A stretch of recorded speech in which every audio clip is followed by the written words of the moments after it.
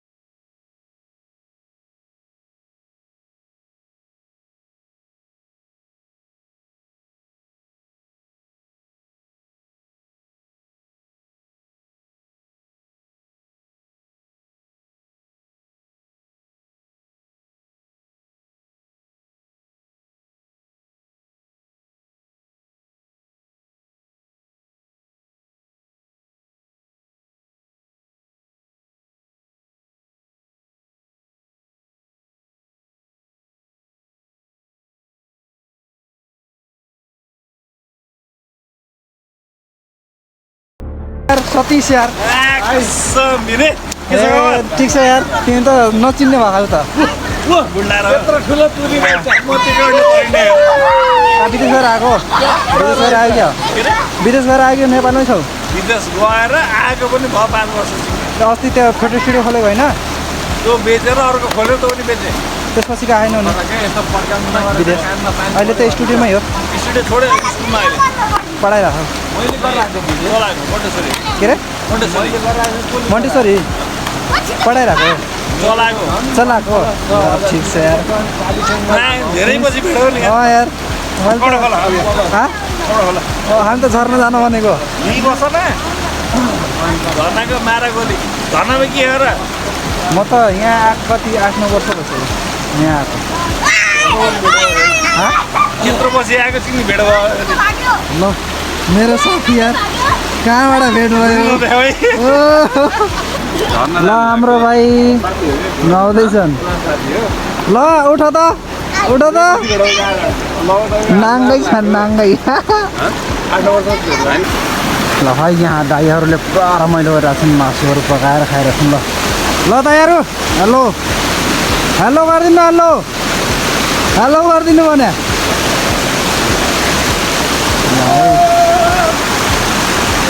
यहाँ चाहिँ मासु पकाएर खाइरहेको छु के किरा हो यो के किरा हो कति राम्रो कति सुन्दरी किरा हो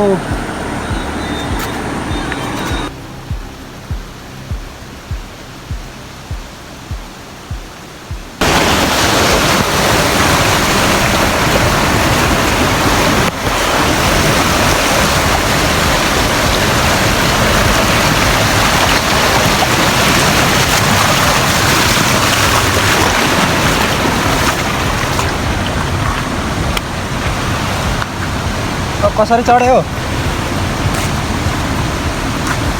तान त मलाई कसरी चढ्यो यस्तो ढुङ्गा छ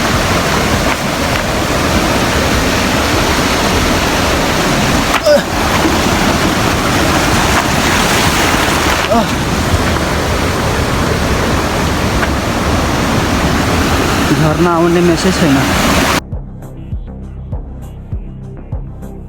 सकिन्छ चढ्न चढ त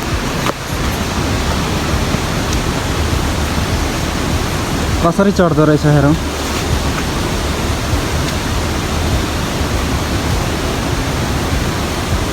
ए मोबाइल लौ खत्रै चढ्यो यार मान्छे त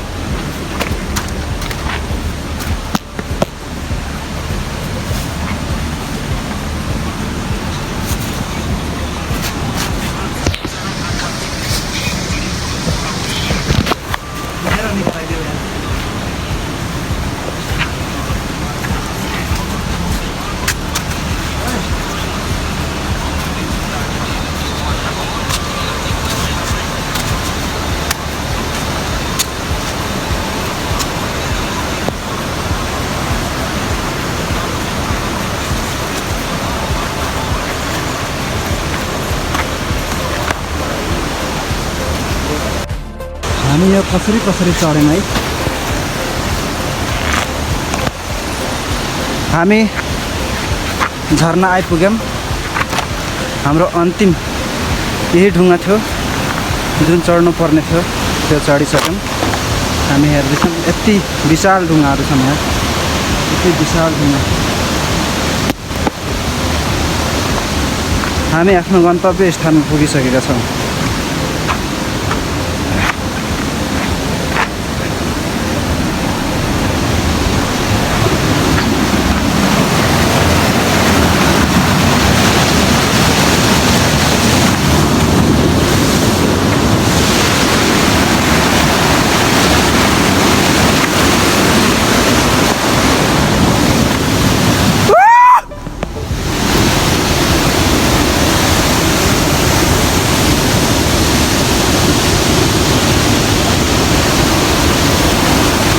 अन्तमा हामी आफ्नो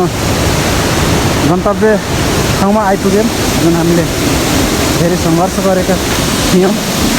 हामी आइसकेका छौँ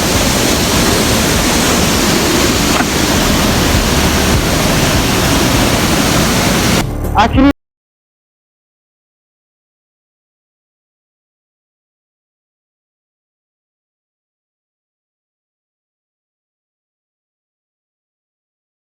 आजै हामी यो झरना भिजिट गर्न पर्ने थियो गेडिङ छ त्यसैले हामी यो झरनामा चाहिँ दौड्दै आयौँ त्यो तिखो ढुङ्गा थियो त्यो पानीको बहाव थियो